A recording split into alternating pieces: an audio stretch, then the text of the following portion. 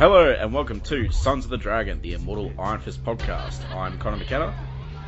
I'm Rebecca Hart. And I'm Carl Stout. And the three of us are back to return to Power Man and Iron Fist.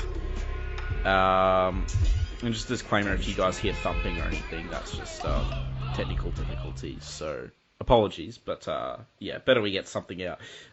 So this is our second last issue that we're covering before we're moving on to the 90s Heroes for Hire series at the Crest of Phil. I don't know, Carl's keen for that, and well, I am as well, to be honest, because it's different, so yeah.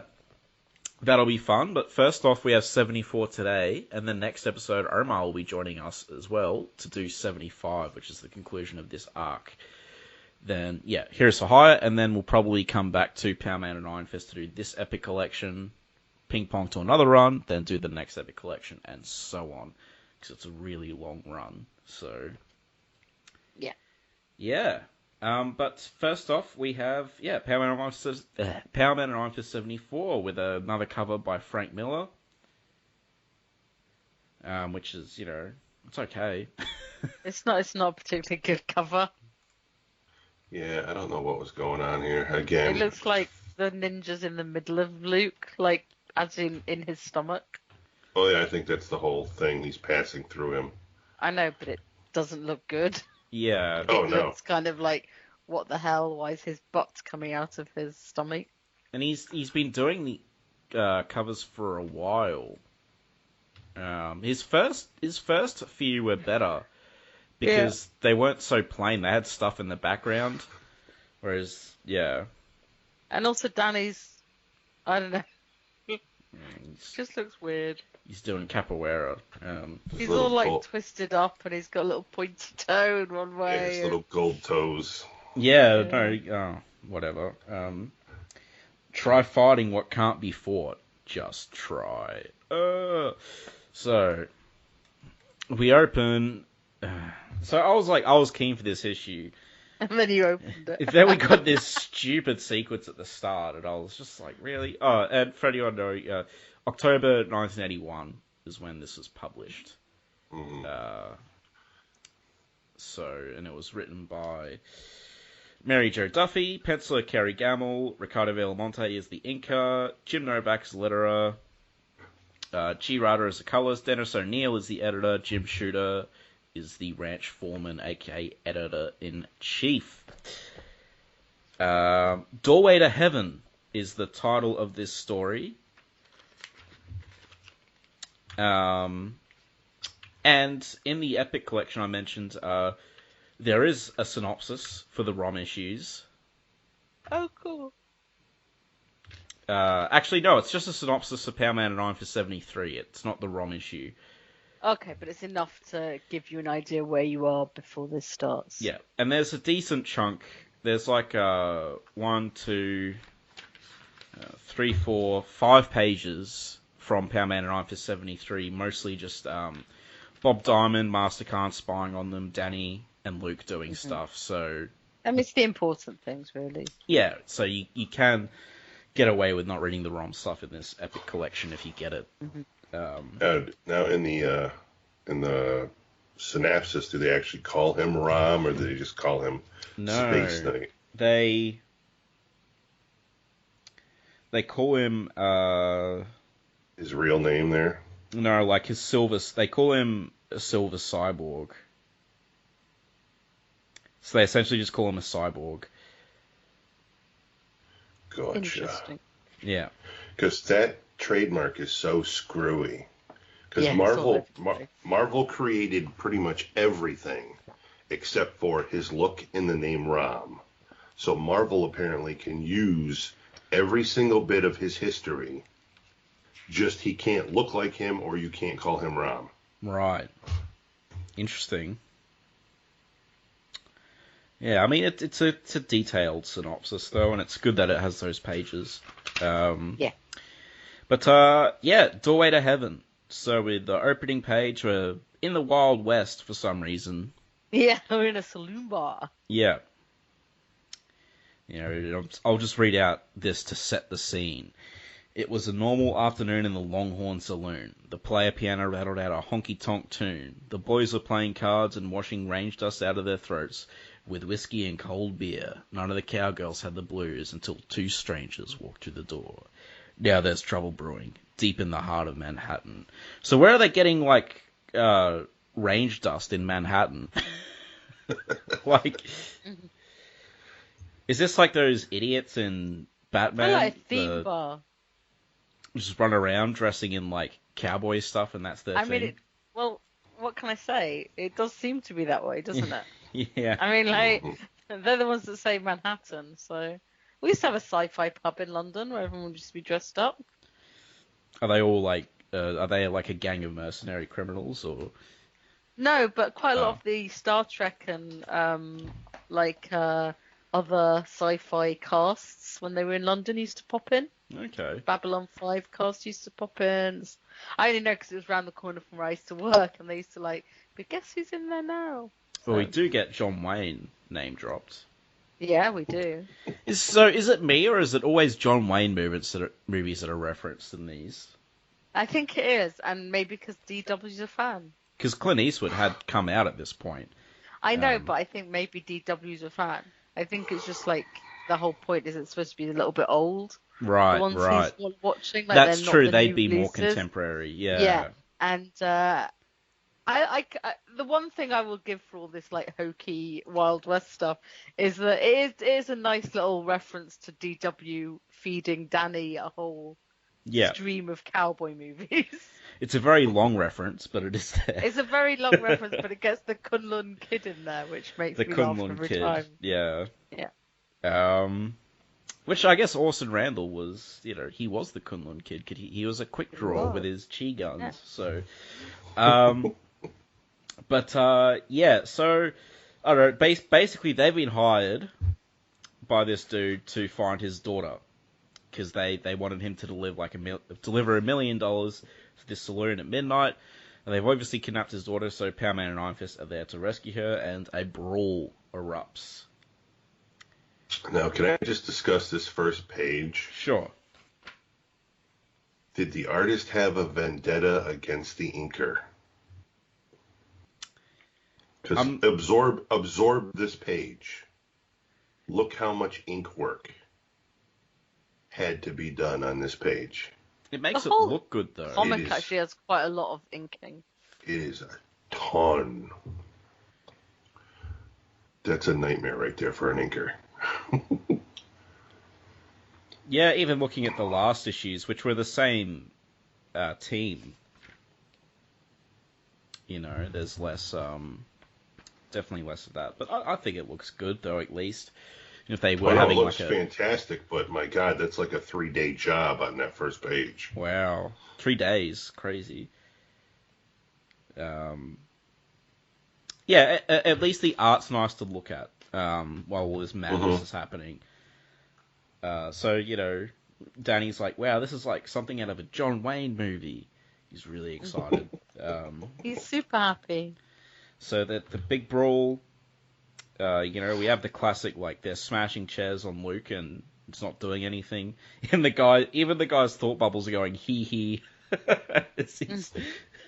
I know, that made me laugh. Half of them look like Wolverine. Now that's just racist. What? Against Canadians. I don't know. I hate Canadians. Wow. The feud They're so goes polite. on. Makes me angry. Is it the free healthcare that gets to you?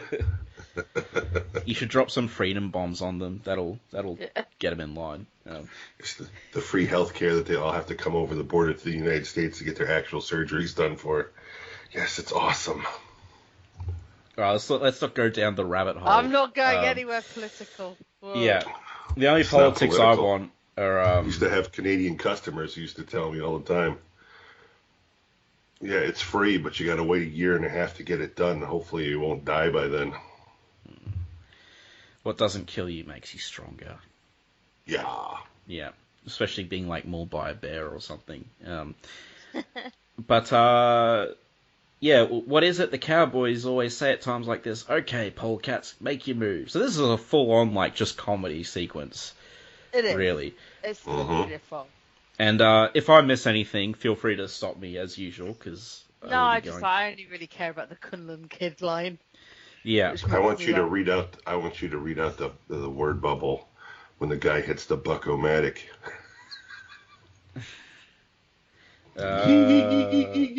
Oh my god. That's so funny. Jesus.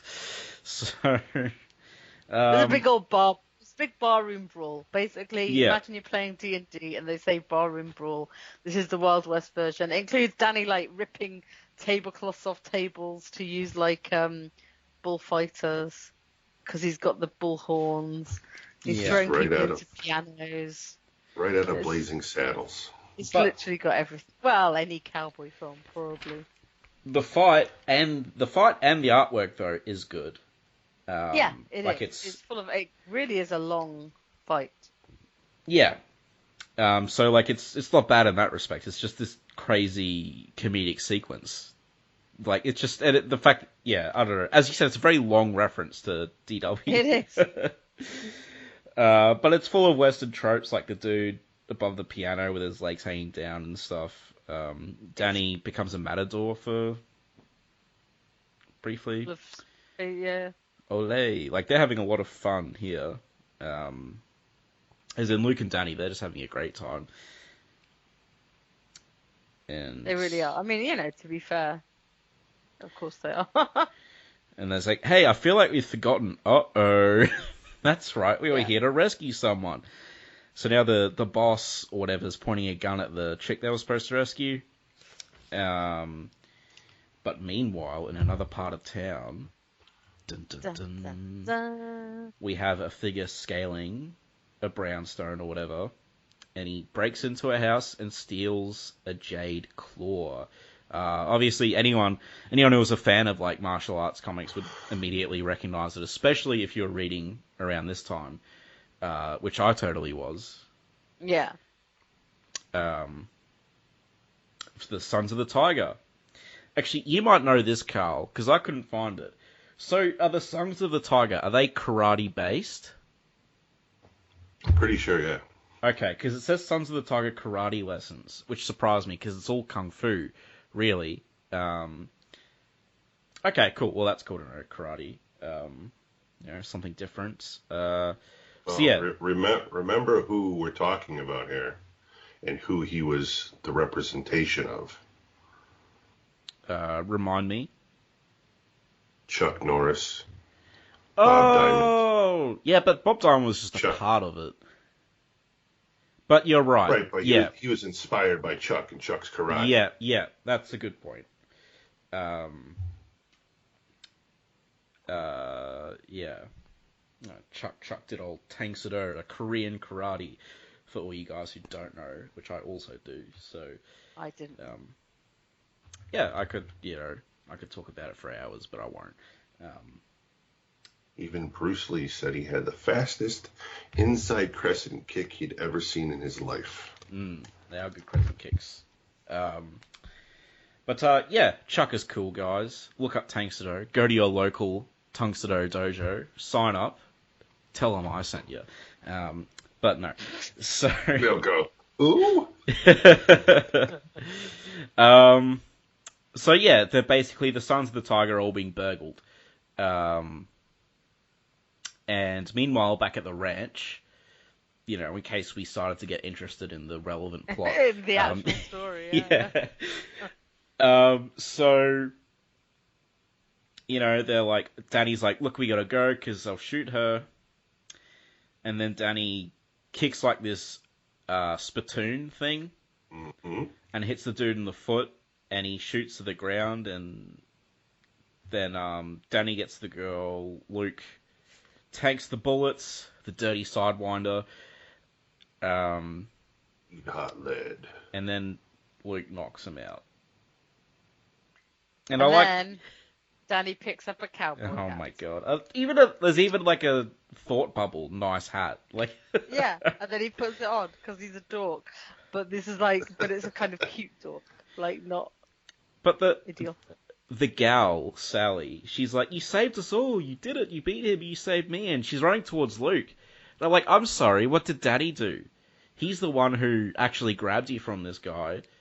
But, whatever. I only actually noticed that just then. But she's like, my hero. And Danny's not bugged at all. He's just wearing his cowboy hat. Which, as I rag on this sequence a lot, but I think it's a nice way to use Danny as comedic relief, being out of touch with this sort of, being naive with, like, pop culture. Well, not pop culture, I guess, culture. But, yeah. So, we cut to Bob Diamond and Colleen, who are now dating. Bob's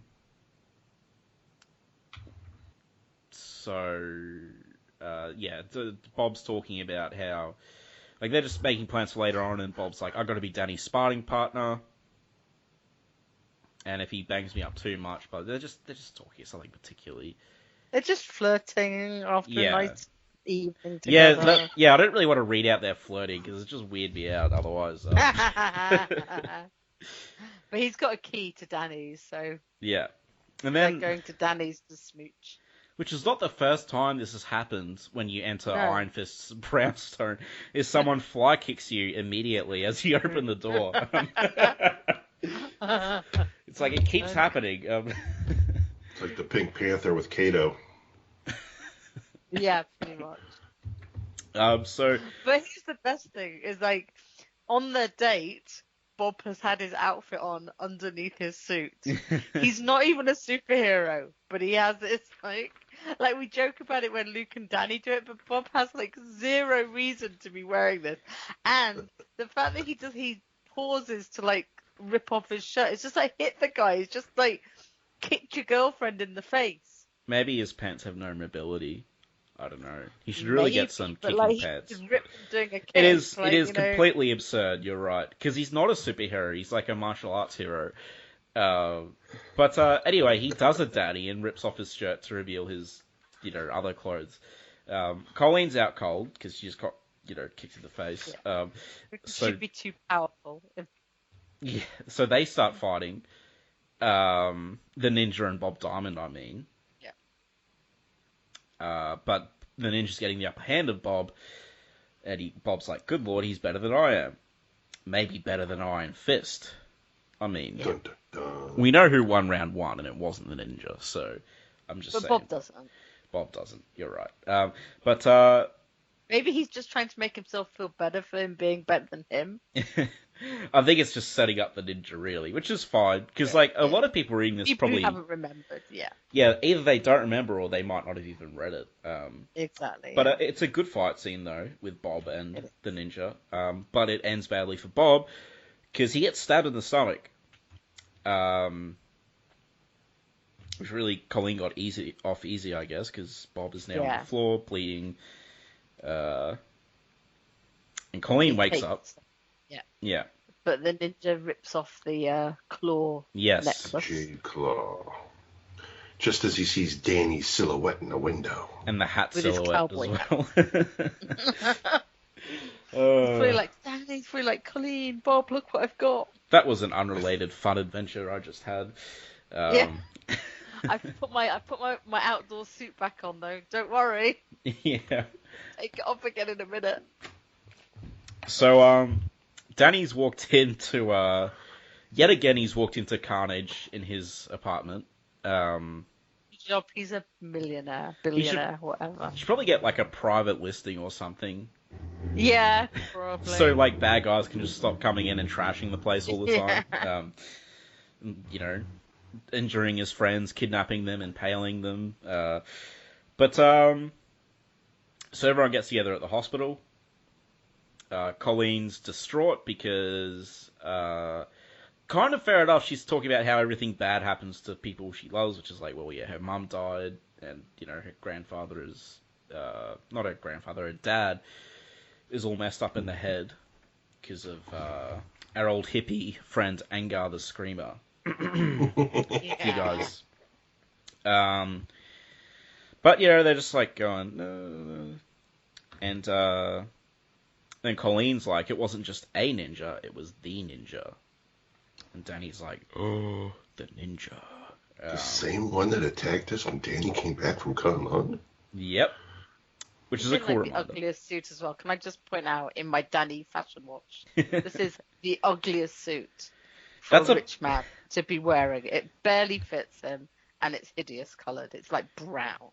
it's a pretty big call, but I think you're right. It is pretty like it just looks. It's nasty. It's drab and oversized. Luke is still in his Iron Man outfit because Luke doesn't care. Yeah, Misty and Colleen both wearing sensible trouser suits. I mean they're more just clothes for Luke, aren't they? Like, Yeah, I mean, more so God than knows how Danny. many- Yeah, definitely. Well, the thing is that Luke's not really undercover in any way.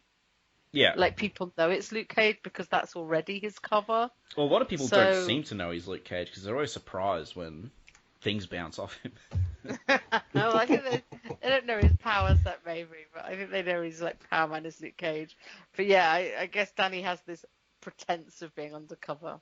Yeah, as I've said on this podcast before, they really wanted to have Danny be a superhero by giving him the old secret identity, which he doesn't really need. Yeah.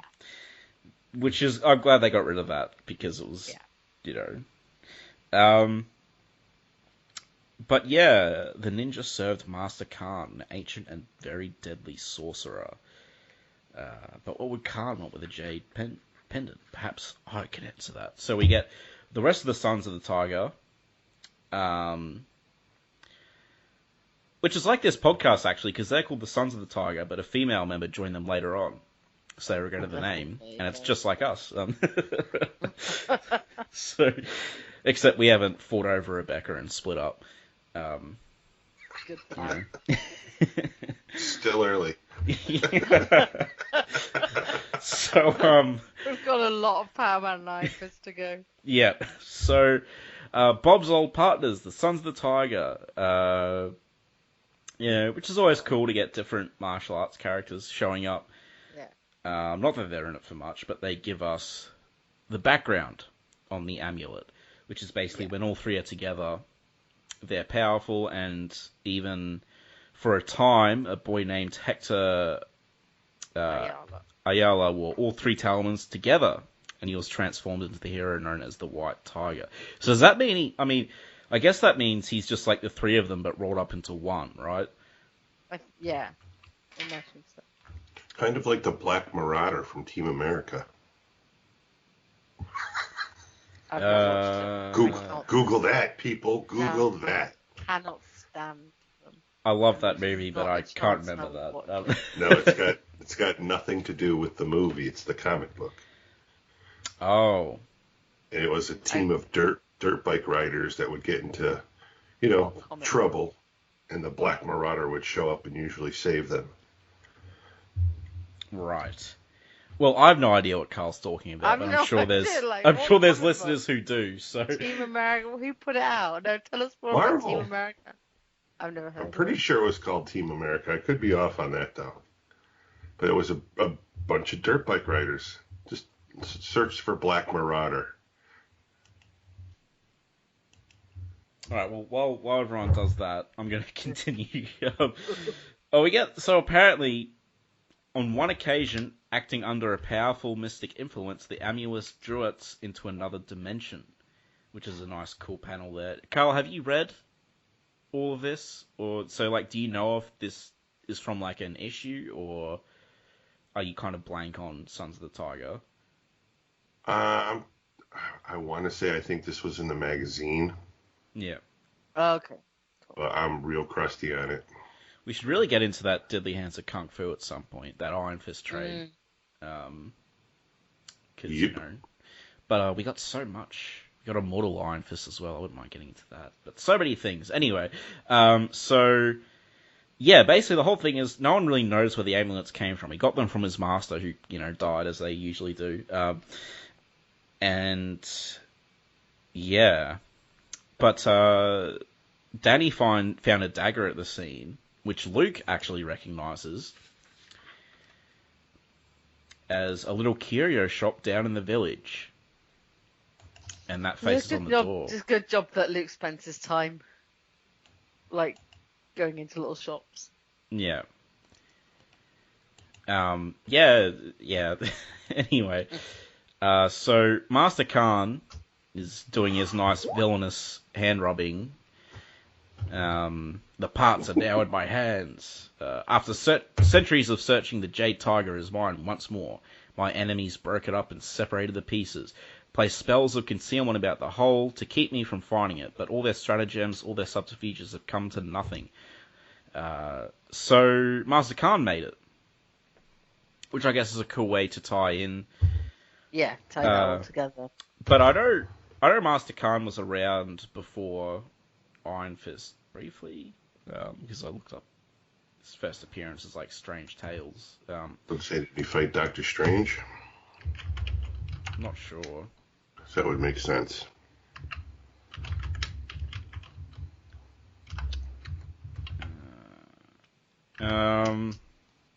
Yeah. So he's reassembling the Jade Tiger.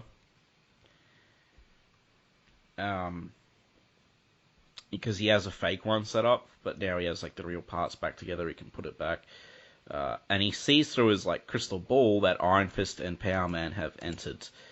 Ninja, we have visitors downstairs. Go and deal with them. So the ninja goes down to fight them. They're wandering through this shop, which I kind of like the lighting because it's dark. Everything is blue or in shadow, except for Danny and Luke. And they keep getting separated because they're getting lost in the shop, which is, I don't know, really confusing, I guess. Yeah.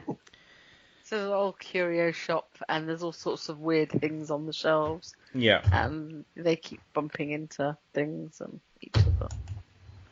Yeah. So, yeah, the ninja pops out, and Luke starts to chase after him, but Danny's like, Luke, the ninja isn't important. We gotta go for what we came for, which is the jade pieces. So the ninja's blocking the stairs, but then a voice booms out, forget the interlopers. They are no longer of importance. Return to me at once. So the ninja leaves. Danny and Iron Fist just go up the stairs. And Master Khan starts, casting a spell with the Jade Tiger, and he animates it so it comes to life, which is cool. And there's also this awesome looking portal just in the middle of the room with different planets and stuff. And so Khan, riding the tiger, jumps through the portal, and Danny and Luke follow him through. So Danny just jumps in head first, and then Iron Fist is like, you don't know where that leads to, it's starting to close. And he's like, oh, damn it. And he just jumps in anyway. Son of a... Yeah. Next, the most requested, longest awaited Power Man and Iron Fist tale of them all. The Insubstantial Pageant. Faded. Odd name. Wonder where we're going. Yeah. I haven't read the letters pages recently, but it's interesting that this was highly requested. I guess that doesn't surprise me. Oh yeah, like saying, if you're an Iron Fist fan, back. Yeah, like when are they going to Kun Lun? Well, when's Luke coming to Kun Lun? It'd be a no-brainer. Yeah. Master Khan was created by Stan Lee in 1960. Yeah. But Steve Ditko. Good setup issue. I believe the 75 is like double size, right? Oh yeah. Yeah. Which is good because I think that's the end of the arc 75. I don't think 76 is. I will say, man, the cover for 75 is a lot better than the cover for this. Yeah. It's a really great cover actually. So. Yeah, that was the issue. It was okay. Like I think the start went on for too long. I honestly didn't remember that these two storylines happened in the same issue. Like I would have bet that the Western bit was a separate little throwaway issue, and that the setup for this with the Bob and Colleen was a much longer 74, so I was quite surprised. And I opened this, and it was the start of it. So it definitely felt like they just sort of chopped and changed two things. Well, I don't think they did, but like it felt that way. Yeah. It definitely was an odd mix. Yeah. But I think the actual, like, the artwork was good throughout, at least, and the actual Master Khan stuff was good. Yeah, it's So- it's a nice little setup once it gets onto it. Yeah. It sets up the stakes by potentially killing Bob as well. Just who knows, he could have been killed off. I guess it's not really, all the meat's in the next issue, really. Yeah. But, I guess it's cool that Master Khan's back because, he really is, at this point, he's definitely Iron Fist's main foe. Yeah. He messed with him a lot in the Iron Fist run. He kidnapped Colleen, tried to brainwash her to kill him. Do you guys remember why Iron Fist and Master Khan were fighting each other? Didn't Master Khan want to take over Kun Lun, right? Mm-hmm. Which Yeah, is Master why- Khan. Yeah, he didn't want Danny to win the Iron Fist, so it all comes from like Dragon Lords and blah blah blah. Yeah. And yeah, so the Master Khan was trying to take Danny out, I think, in his book, so he couldn't protect Kun Lun, and he was going to take it over. Is that right, Carl? Do you remember? Or... Yeah, I think also he could use Danny to get back to Kun Lun. All kinds of crazy stuff. I think he refers to himself as the Lost Lord of Kun Lun. That's one of his titles or something. I think that's coming up, though, isn't it? And I just found Strange Tales issue 77, and I'm looking at it real quick. You gotta love racist Marvel at the time. They actually made him yellow. That's terrible. That's right. Master Khan was trying to kill that princess. Yes. Yeah. Right. God, do I have to go through those bloody books again? Because I really want to remember the plot line properly. But I think I got the gist of it. So yeah, I'm sure Omar will know. We can ask Omar, because Omar will be on next time, which is good. You guys know Yes. Omar. He's been on the page. He runs I Am Iron Fist. He posts a lot of good stuff. So it'll be good to have him on, because I'm sure he'll be able to answer these questions, because he seems to know everything. So, yeah. Well, I guess until next time. Maybe your cowboy hat be a Stetson. Yeah, what he said. Yeah. All right. Peace. Good Bye night. bye. Iron Fist and all other characters in these comics are properties of Marvel and Disney. Any music or images we use belong to their respective copyright holders. We do this for fun, so please don't sue us. You can contact us at sonsofthedragonpodcast@gmail.com. Just send us mail, comments, thoughts, anything you want, really. It doesn't even have to be related to Iron Fist. If you don't want it read on the air, though, make sure you mention that. You can also find us on Facebook, the Immortal Iron Fist Podcast, Sons of the Dragon. Our Twitter, at Iron Fist Podcast. Our SoundCloud, soundcloud.com/Sons of the Dragon, hyphens where the spaces are. Our YouTube, Connor Carl. Just search Iron Fist Podcast and you'll find us real quick. We are also on iTunes. If you find us there, give us a review and rate us. If it's less than 5 stars, please say why so we can improve the show. And we're on Podcast Garden in the literature section, and last but not least, head over to our WordPress, Sons of the Dragon, the Immortal Iron Fist Podcast.wordpress.com. That's where I put all the show notes. I'd like to thank Thomas Tissot for composing the Iron Fist theme song we use at the start of our Iron Fist episodes on the podcast. I'd also like to thank Peter John Sikorsky for composing the Power Man and Iron Fist theme we use at the start of our Power Man and Iron Fist episodes. And finally, thanks to you guys for listening.